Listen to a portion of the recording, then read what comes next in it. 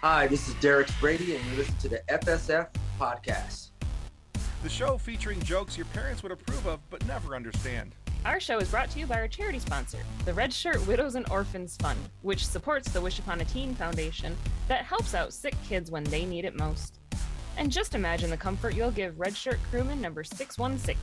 He'll know that when he puts on the red shirt and joins the fight, that he didn't leave his family destitute and without hope, because the Red Shirt Widows and Orphan Fund has his back, and what's left of his phaser. All right, so our guest today is a rising star in the TV and film world with a hit show on the Bounce TV network called Johnson. Now, this show has been well received by both critics and fans alike, so we are very excited to talk to one of Michigan's own, Derrex Brady. Welcome to the show, Derrex. Hey, thanks for having me. I appreciate it, Tim, Kathleen. Thank you. Yeah, we're excited. Anytime we get to chat to somebody from the Mitten State, we're always excited. Right? Hey, yeah. Although my family's like, if you don't get back here in a couple of years, we're not going to count that you were from here. So I got to make it happen. They're not going to claim it. Oh man. Got to get your mitten cred back. So the entire FSF crew is from this great Mitten State of Michigan. Kathleen and her husband are from the east side of the state over by Lake Huron. Our buddy Nick, who is not able to be here with us tonight, he's our landlocked curmudgeon in the middle of the state. He's going to love that, by the way.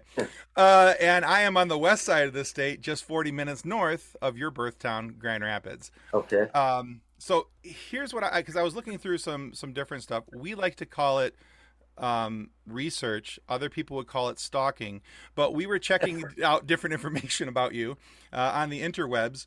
And I was looking at all these different things, and one of the stories was, about some of the things that you did or your family did with the store and all that kind of stuff, the little corner store. But I was wondering, what was your favorite memory about growing up in Michigan, and why is it always better than that state to the south of us? Wow, that's funny. I guess, my favorite memories with my family. Like, we all get together. Everybody's eating, full, laughing, joking. Someone's gonna start dancing, or someone's gonna start singing or doing something. I think having those family memories are fun. Telling stories and hearing about some of my uncles and aunts, what they did when they were kids. I think back to that, and I was like, yeah, I think that would be my favorite memories.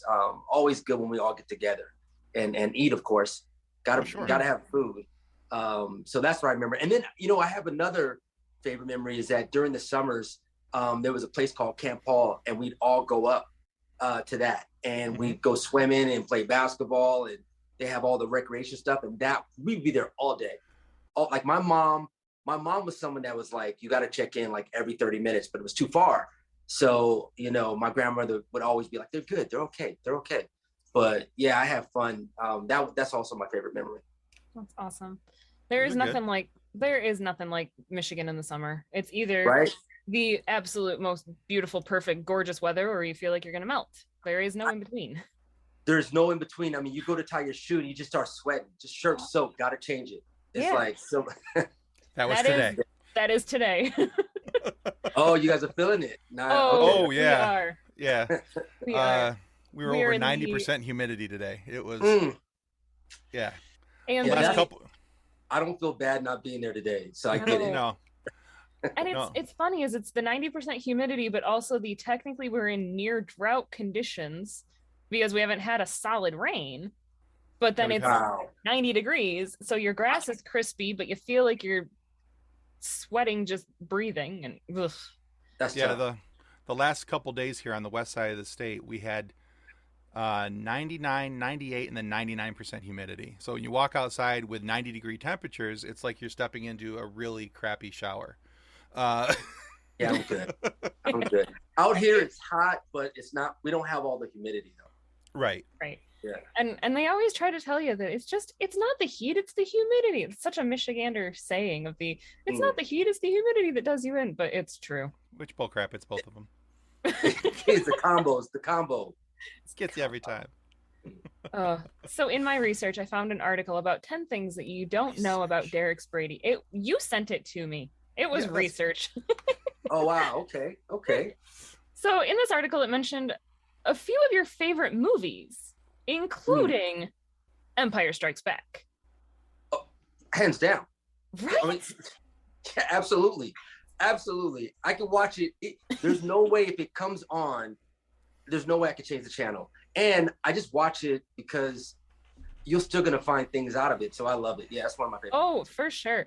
So I'm going to say it before Tim gets a chance. Tim compares Star Wars to his marriage frequently, that Okay. it is there for him in sickness and in health, and till death does he part. Like, That is Okay, not how I okay. say it. You just screwed it up. Thanks a lot. well, close enough. If you're gonna quote me right. I'm taking artistic credit. So What's the quote? I'm curious now. I always say it's in sickness and in health, and in good times and in bad. Okay. Okay. oh, right. So sorry, not till death do you part, because when you die, you're going to have them cremate your movies with you, right? So that you're Hell still yeah. not parted from them. Hell yeah, they're going with me. I got them suckers on Blu-ray for a reason, baby.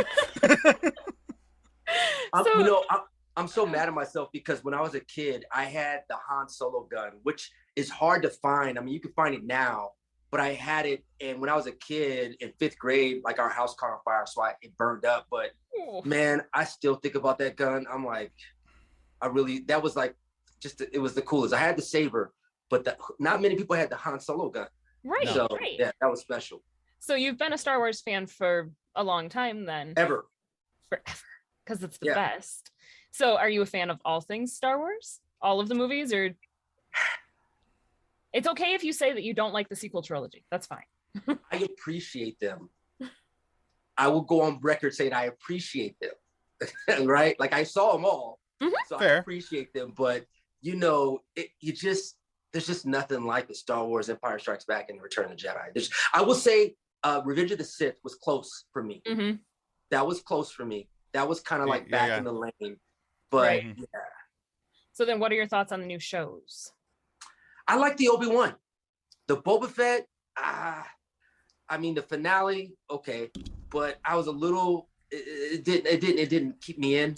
Although I watched them, but it didn't keep me in. But the Obi-Wan Kenobi, I really enjoyed it. And I like the Mandalorian, of course. And I thought feel those like were great. Book of Boba Fett was really just like a half chapter of Mandalorian. Like I feel like it was a pre-Mandalorian season, but Yeah. I am excited to see where they go from here with it.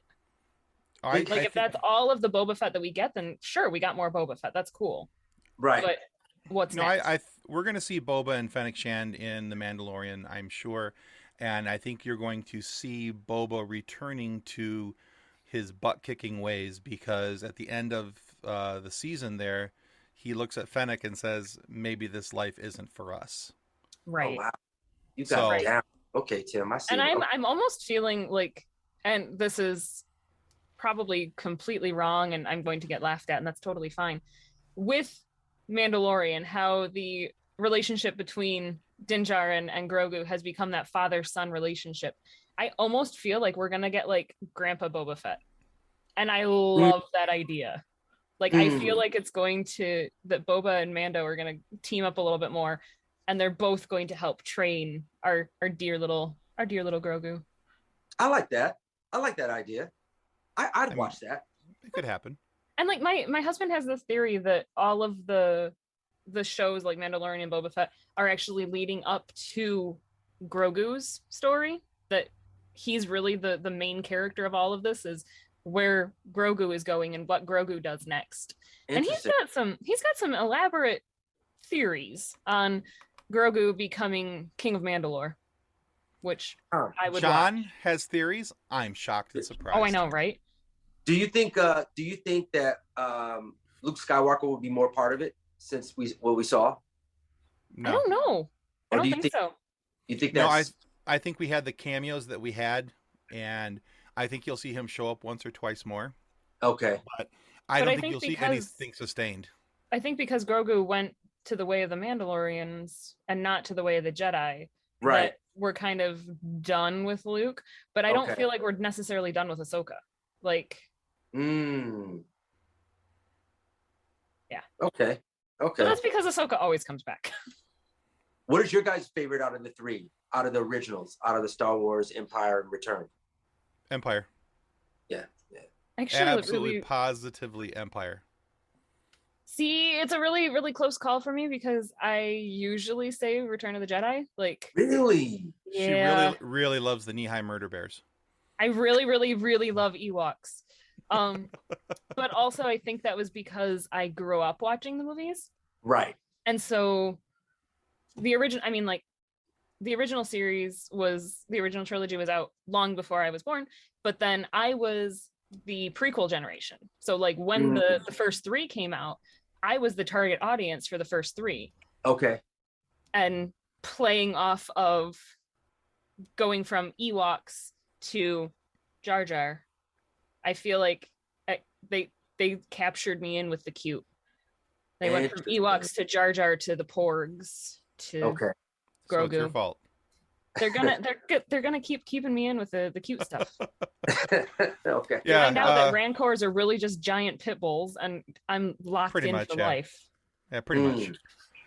Yeah, honestly, Empire is not just my favorite Star Wars movie; it's my favorite movie of all time. So that's Oh, really? It is a really, really good movie. yeah.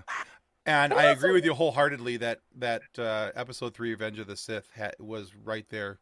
It's right. It's pretty high up on my list of top Star Wars movies. Yeah. I feel like that was more like a throwback. They kind of they went back. It was like, okay, they had the blueprint. I really enjoyed Revenge of the Sith.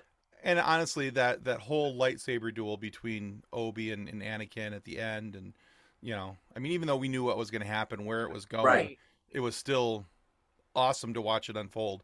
I remember watching it at the movie theater. I'm not exactly quietest at the movie theaters. I'll be honest. You're not quietest ever. Nobody asked you.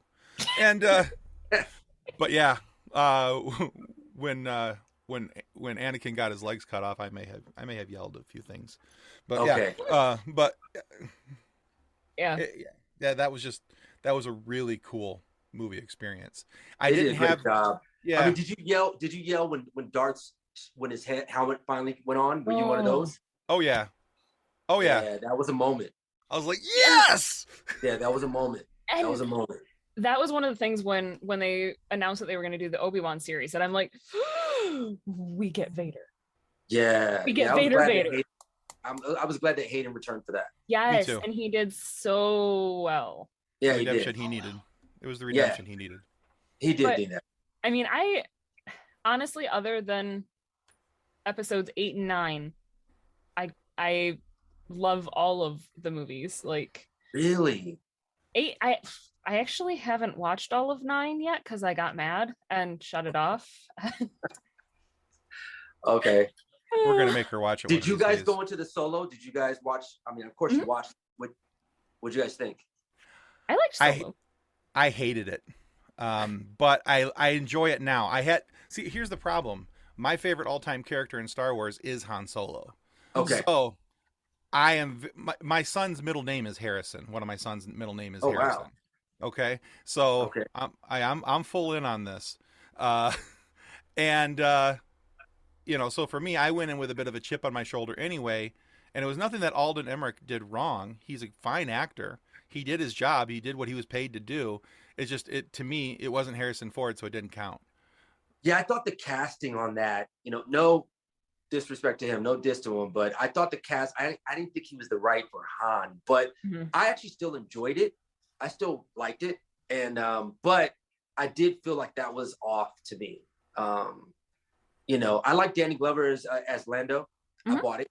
And Woody Harrelson always shows up and does his thing, but yeah, the Han Solo character, that's such a big part of it that I was like, I just didn't see the correlation. There was really never a time where I thought there was a connection. Maybe when he was down in that, whatever that was with Chewie, that chemistry for a little bit, but other than that, I just didn't see it. Yeah. The thing for me is that, like I said, it was mainly just it wasn't Harrison Ford thing, and so I kind of discredited a lot of the movie. But one of the things I love about doing this show is that some of the people we have on, they'll come and they'll give us their perspective on different things.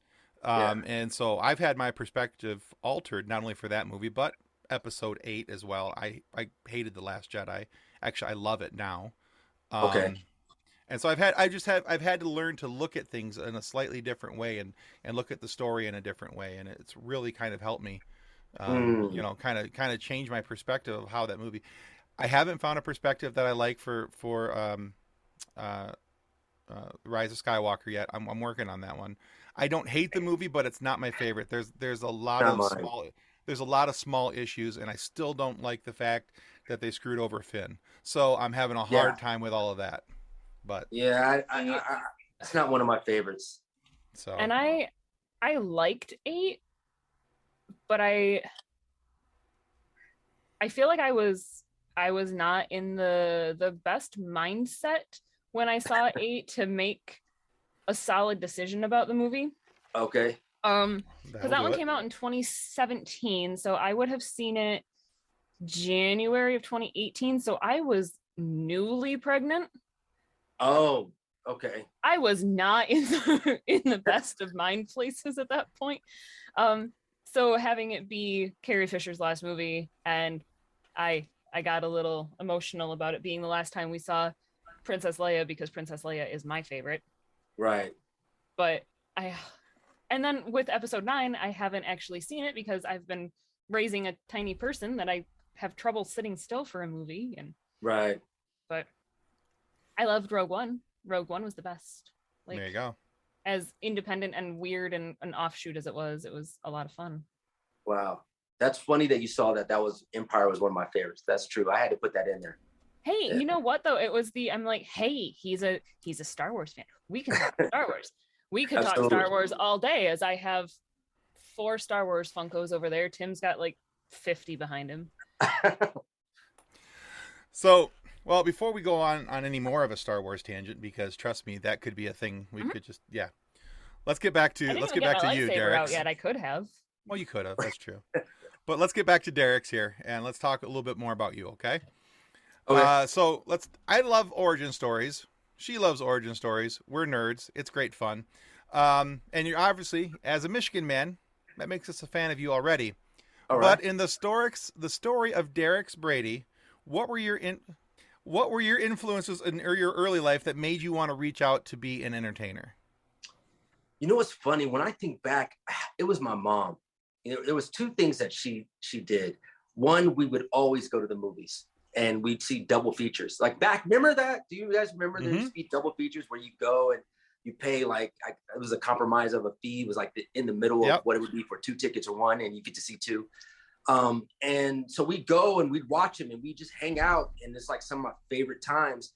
Then some of my other times that wasn't favorite in the beginning, but always ended that way is, I'd go outside, and sometimes there would be weekends where like my friends were either not home or left somewhere with their parents. And so I didn't have anyone to play with like I wanted. I'd be going in and out, just bored. And my mom would go, come here, just sit down and watch this with me. And I'd be so angry that I did not want to do that. And then by the end, I would love whatever the movie was and be asking her a million questions. So I think my introduction into storytelling and just watching these different fantasies and these different movies with all these different experiences is with my mom. And I have to credit her. And so there's no doubt that in watching these stories that I grew up to want to be part of telling stories. So, yeah. Awesome. I love that. Yeah. And in fact, in Muskegon, Michigan, at the Getty Street Drive-In, they still do double features. And so that's Okay. cool. Yeah. Yeah. It's one of the last remaining I call it a drive-through. It's a drive-in. Let's call it that. But yeah, one of the last remaining drive-ins that I know of, at least in Michigan anyway. There's one in Clio. Is there? Oh, okay. I think there's one in Clio. How funny. Yeah. You know, I remember going to see, and I can't believe my mom let me see the movie. Now that I think about it, I'm like, I don't know if I would have took my little one to that. I saw Lost Boys at a double feature with my mom. Oh, wow. Like she would let me go, and I'm surprised that, it didn't freak me out though. I really love it. It was one of my favorite movies as a kid.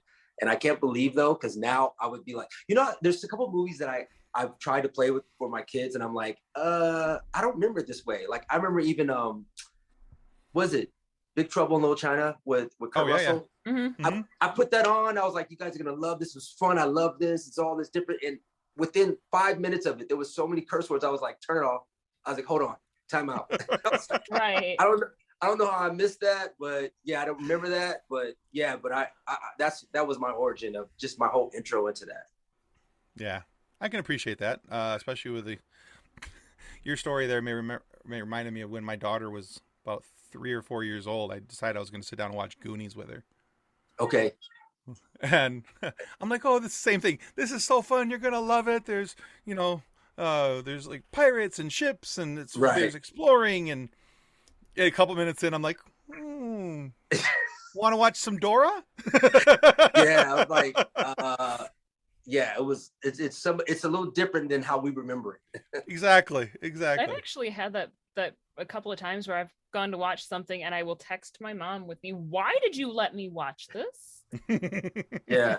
She's like, because you were little and you didn't get the jokes. I'm like, oh, okay. Pretty much. Yeah, exactly. Absolutely. Yeah. And now a word from our sponsor.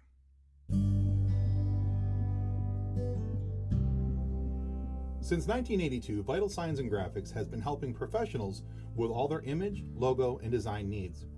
Perhaps you're looking for signs and banners, truck and trailer lettering, business cards, brochures, or other image and marketing aids. Vital Signs and Graphics in-house design studio has you covered. From logos to apparel, start to finish, Vital Signs and Graphics has everything you need to look and feel professional.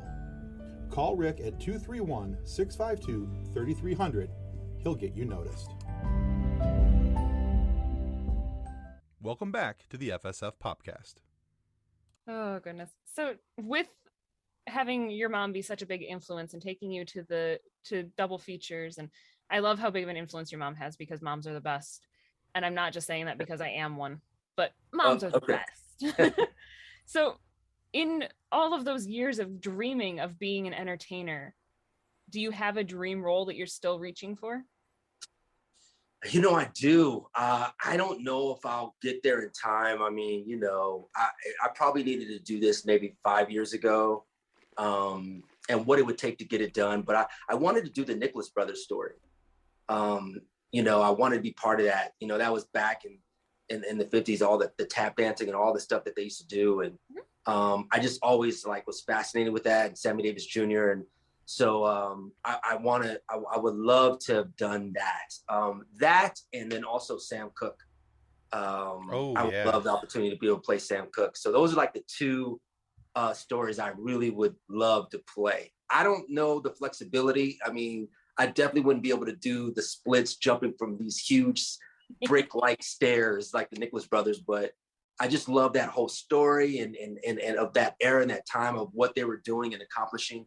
And the obstacles they overcame. And then I also love Sam Cooke, is one of the, most amazing entertainers ever. And so those are the two stories that I definitely would love to do.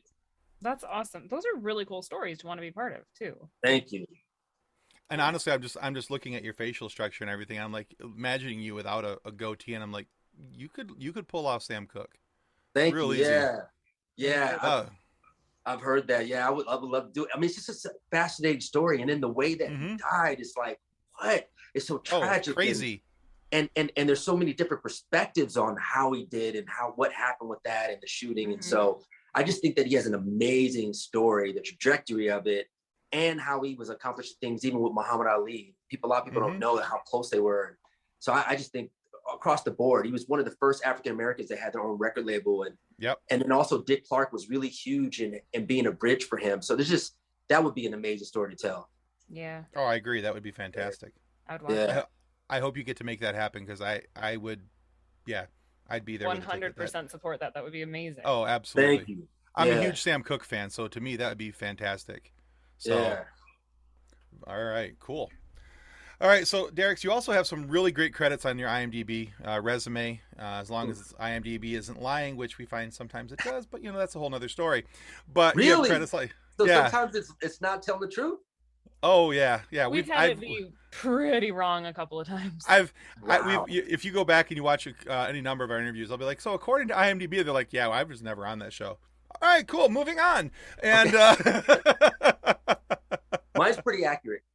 Good, I hope so. Yeah, because that's what we're talking about. Okay. So you've got some really cool items on your resume, like NCIS, JAG, Boston Legal, and also your current show, Johnson, on the Bounce TV network. all the research I've done on that show, it's getting some amazing reviews. Thank you. People are comparing it to a modern day Cosby, Mm. just because of the impact that it has on the community, Mm. and how it's resonating inside of the community as well. But for those who aren't familiar with the show, can you please describe what the show is and why they should be looking forward to watching it? Oh, sure. Well, the NCIS is not accurate. That's not right. No, I'm joking. I'm like, figures. There's always one. I'm joking. I had to do that, right? How am I going to let that go? How No, I love it. We're going to have that. So no, I love it. That's good stuff.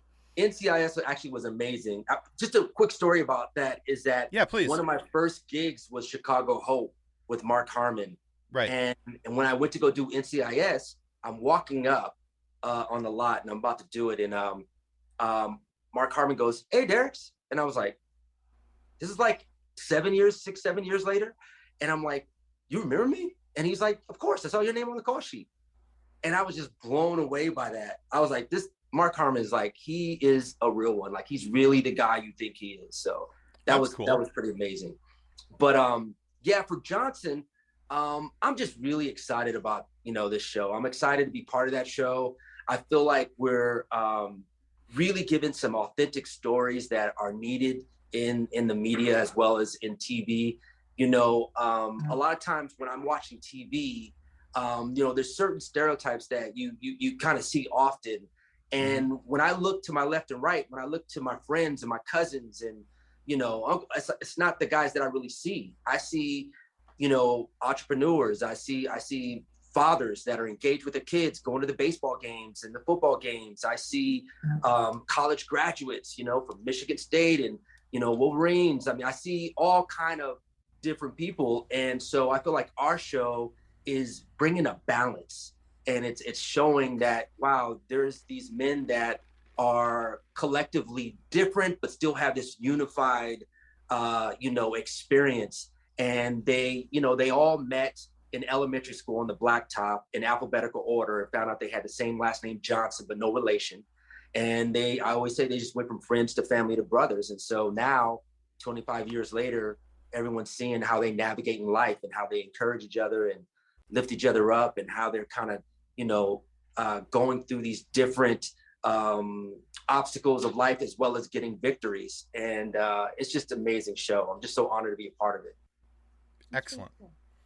Yeah, the reviews are fantastic, and one of the things that you mentioned there was one of the threads that I kept reading in the reviews was that it was breaking the mold on the stereotype that many people may have, and that you're seeing a different side presented in the media than what you're going to see in a lot of writers' rooms, which I think is fantastic.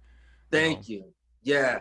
I mean, because, it's interesting, and you'll probably see this even with your own friends, but a lot of times on TV, when you see someone, it's like they're all like the same, like they all, are like kind of like the same kind of person. But when I look at my friends, it's like they're all different levels. And so that's another thing that I love about Johnson. It's like, here you have all these different personalities, these different guys. I played Jarvis Johnson, and I own my own brokerage. I have 35 employees, and I'm huge in real estate. And then you have Omar Johnson, who's played by Thomas Q. Jones, and he's a tech developer. And then you have Keith Johnson, who is an artist, and he's a photographer, and he's very artistic.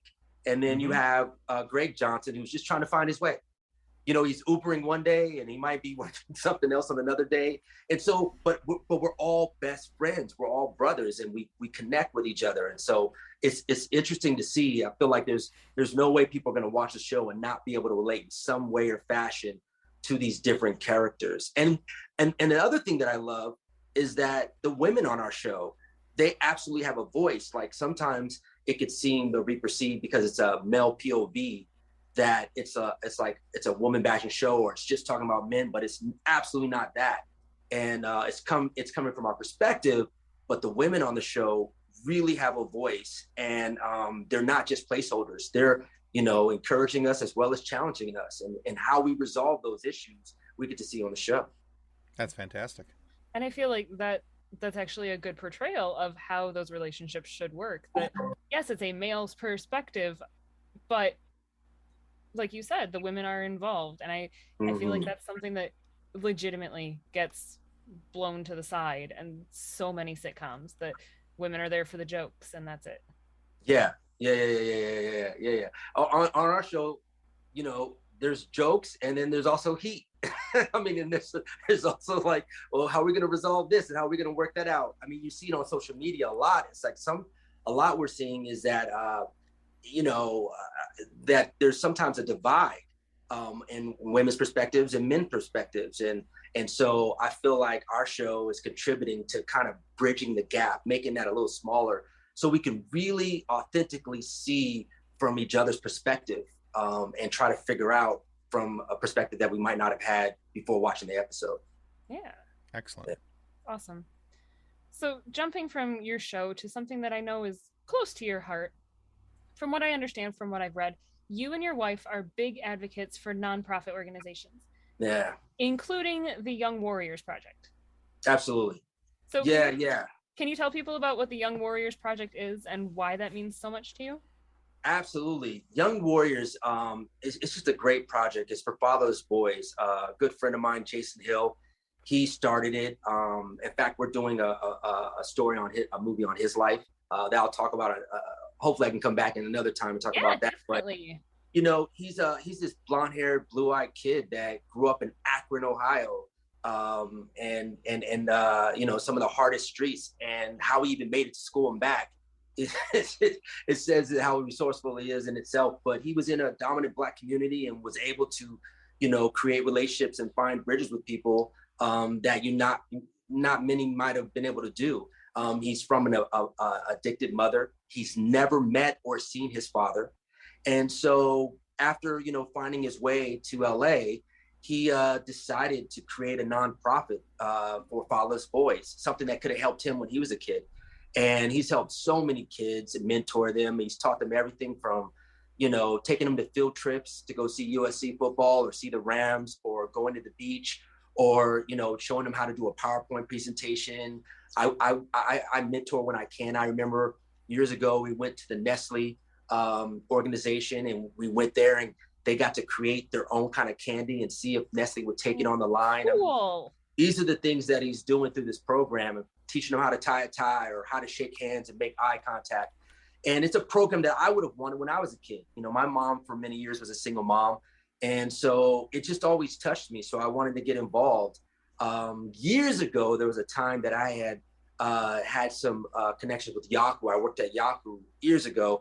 And I remember I was able to get them to give them a huge grant, because I was able to show them why this organization is so cool. So I've really been involved for years now with them. I love the organization. He's now partnered with the Hall of Fame Eric Dickerson, most yards in a season, still hasn't been broken. And they do golf classics, invitationals. I think they've done 7 or 8 now. And so if anyone wants to learn more about it, they can go to youngwarriors.org, and they can learn a lot more about the organization and what they're doing and how they're truly helping different kids have experiences that they never would have had if it wasn't for them. And that is amazing. That sounds like an absolutely, it's just that I almost want to cry. Like, that is so important to young boys, to have that father figure, to have that person to look up to. Absolutely It is. Yeah. That's amazing. Yeah. So, speaking of young boys, I'll ask you a question, father to father. So I understand you have 4 young men that you're raising. I have 4. I have 4 of them. It never stops. That's right. So I have 3 children myself. I have 2 boys and a girl. Okay. And so for me, I've always wanted to show them, the right lessons, and who to be, how to use your manners. I was raised with, my mother's from the South, so I very much with yes sir, no sir, yes ma'am, no ma'am. I hold open doors for people. Because you never know. My mom might be hiding behind something. You can't tell me she's not going to jump out and smack me upside my head because I didn't hold the door for somebody and say yes ma'am or no ma'am. It could happen. She would do it. She would too. She's scary. She is. I love her to death, but she's scary. She's scary, yeah. That's right.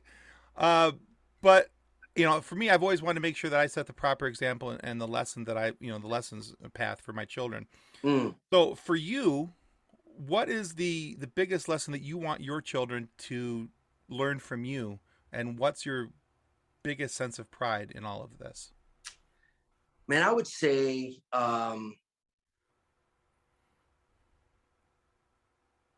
what defines you, what I try to teach my sons is that what defines them is not the things they accumulate or all the money they make, which is important and you need to make money. But what defines you is how you treat people when there's nothing you can gain from them. That's like a clear picture of who you are inside, how you treat people that you can gain nothing from. And that's what I tell my sons. And I really want that to be their takeaway. And if they can remember that, if they can keep that, then they're going to be okay. And they're going to be able to contribute to the society and make it better. And I take most pride in that my sons they're those, I remember my son's grandmother, Jared, my firstborn. And I remember his grandmother said to me one day, we were going to the mall and I just wanted to thank you because when we went to the mall, I was about to walk through the door and he said, wait, not yet. And he opened the door for her. Aww. And she was like, it's just so great to see these aspects and these things that you've instilled in them. And so my sons are really big about that. And chivalry is not dead in the Brady house, And so, yes, sir. We all make mistakes. I make mistakes. One of the things that I would tell my younger self that I get now is they don't have to get it right away, and trust that they hear you. And there'll be times when they put it into practice, but I always was like, you got to get it. Like, let's get it. And it's like, no, relax. It's okay. They'll get it. So as they've learned things, I've learned things, and we're both better for it. That's a great answer. I love that. Awesome. Thank you. It's similar to a lot of things I've told my own boys. So that's awesome. Yeah. So. That's actually one of the things that I'm really grateful that my mother-in-law taught my husband was to be respectful. And the number of times that he's like bonked my hand away from things when I'm trying to open a door. And I'm like, I can open a door myself. He's like, you can, but you don't have to. Right. Yeah. Yeah. You absolutely can handle the door on your own. You could. Right. But yeah, I think it does something to men's hearts when they stay in that place of service, for their wife. It does something. The one that gets me the most is if we'll be walking down the street and he moves to the outside so that he's on the street side. Yes, absolutely. And I'm like, seriously? Like, that's a flag on the play if it doesn't happen. That's I know. It is. I mean, when we were dating, even he did that, and I kind of had that moment of the, ooh. Yeah. All right. Yeah. Yeah, that's a big deal. You just won yourself some gold stars, mister. Like, but he's still doing it. 7.5 years later, he's still making sure he's on the street side. That's and cool. now he does it with our daughter, and it's even cuter. Oh yeah. Look, you take a video of that and put it online. It's gonna get I don't know how many thousand hits. Good night. Yeah. I know. And they say that the way that a father treats their daughter is the way that she's going to expect men to treat her. And I'm like, oh, nobody's ever gonna live up to that. That's my goal. Right? Yeah, that's my goal. Right. Yeah. Nobody's gonna live up to that. She is gonna have the highest standards for how she's supposed to be treated. And as well she should. As she should. Yeah. All right. So Derrex, I just want to say this other thing. The other thing too is, as I also teach my sons of how they need to behave and how they need to act, I also try to teach them on what they should receive and what they should look for. And that balance, and that's really important too, because that's gonna contribute to longevity in their relationships. So that's a big deal too. That is absolutely. Yeah, agreed. Right. So, like we said at the beginning, we're silly. We do some silly stuff. We do some serious stuff. Okay. Well, now it is time for me to go silly because I have been serious for far too long. I've already almost cried. We need to lighten the mood here a little bit. Let's go. You can answer this question as serious or as silly as you like. But if you were to write a book about your career so far, what would its title be and why?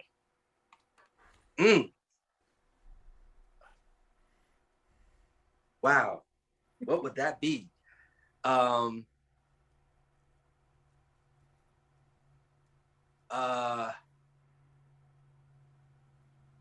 Man, I don't know. That's a good question. What would it be? I don't know.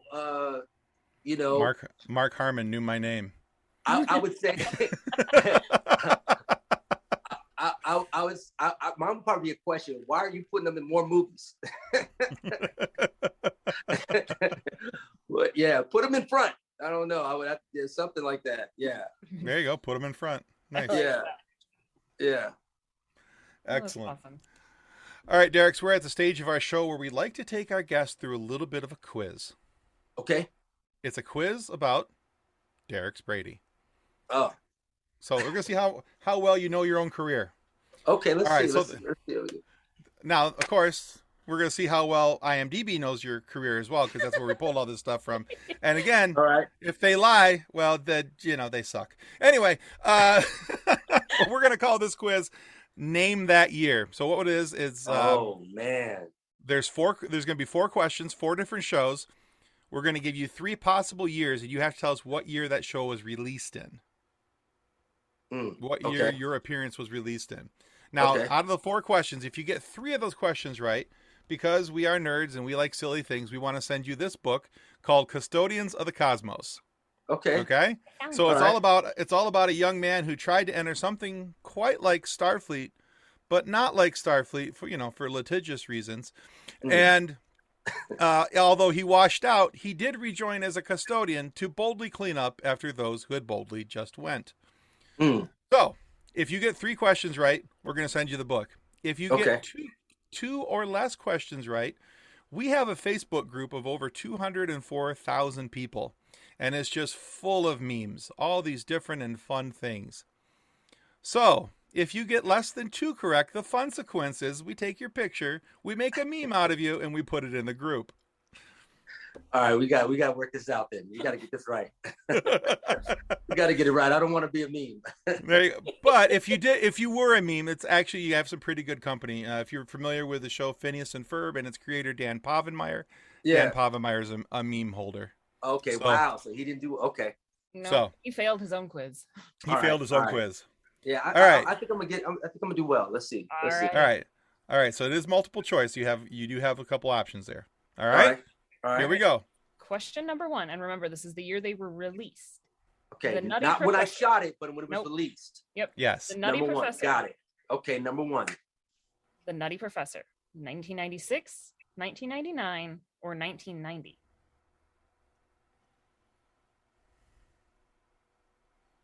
Oh, that's a tough one.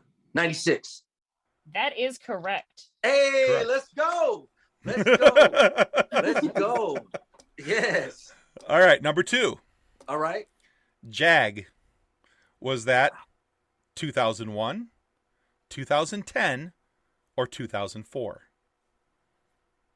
Oh man. Let me get a drink of water and check my laptop. Yeah, as long as your hands are both in frame, I don't care. Whatever. Right. Give me those years one more time. Give me the years. All right. 2001, 2010, or 2004? It's either 2004 or 2010. It's one of those. Oh man. I'm gonna be mad at myself. 2010. According to IMDb, it was 2004. I knew that's man. All right. All right. One and one. All right. Number 3, Boston Legal. Is that 2009, 2005, or 2012? You guys are not fair with the close years. Give me those years again. 2009, 2005, or 2012?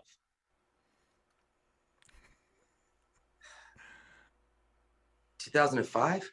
That is correct. Hey, okay. Let's All right. go. 2 and 1. All right, so this is either book or meme land. No pressure. All right. All right, the show Johnson, was it released in 2020, 2021, or 2022?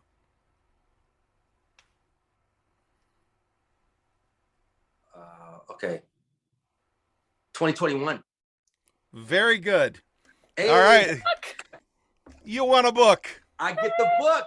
You I'm get not the on book. The meme. You're not a meme. I received that. Yes, I like that. Thank you. Awesome. All right, so after we say our final goodbyes and we stop recording, hang out for just a second and we'll get some shipping information from you and we'll make sure we get that sent out to you, okay? All right, cool. That's awesome. Thank you.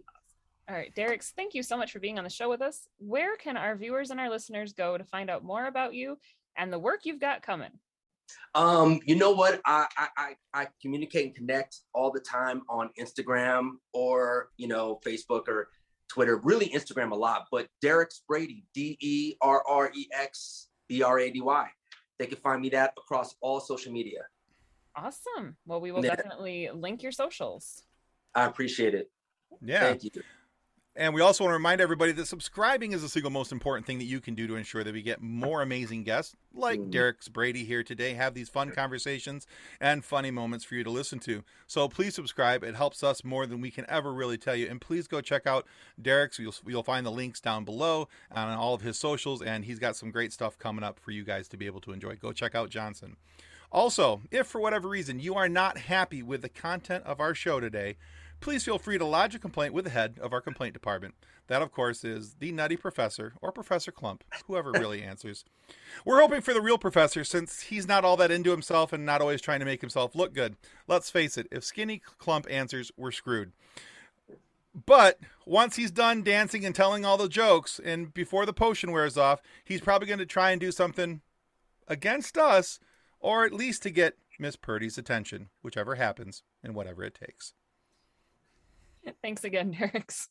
Thank you so much. I mean, everybody can catch Johnson Sundays, 8, 7 Central on the West Coast. That's 5 p.m. on Bounce TV. And they can also stream it. There's an app they can download called Brown Sugar, and they can see the entire season 1. And they can also, if they just stream, the day after it airs on Sunday nights, they can always watch it, the current episode on the app. Perfect. We'll make sure that gets in the link as well. Yeah, for sure. We'll put that in the notes as well. Awesome. Thank you. All right, guys. That's going to conclude us for the FSF Popcast. Goodbye. Goodbye, everybody. And I'm going to try to see if Tim can give me, I want some of these things in the back. What is that? I want some of those. Funko Pops. Yeah. Pops. Let's figure that out. I think you need to get a few more questions right for that. We're going to go harder on the questions if that happens. All right. On behalf of the rest of the hosts of the FSF Popcast, we want to thank you for listening to this episode. If you'd like to be a guest on a future episode, please contact us by means of Twitter or Instagram using the handle @FSFPopcast, or go to www.fsfpopcast.com and click on the Contact Me link. Thanks again, and hope you enjoyed the episode. Copyright 2022 FSF Popcast. Reference to any specific product or entity mentioned on this podcast does not constitute an endorsement or recommendation by FSF Popcast. The views expressed by the guests are their own, and their appearance on the program does not imply an endorsement of them or any entity they represent. If you have any questions about this disclaimer, please contact us via email at info@fsfpopcast.com. Original music by Jordan Michaels.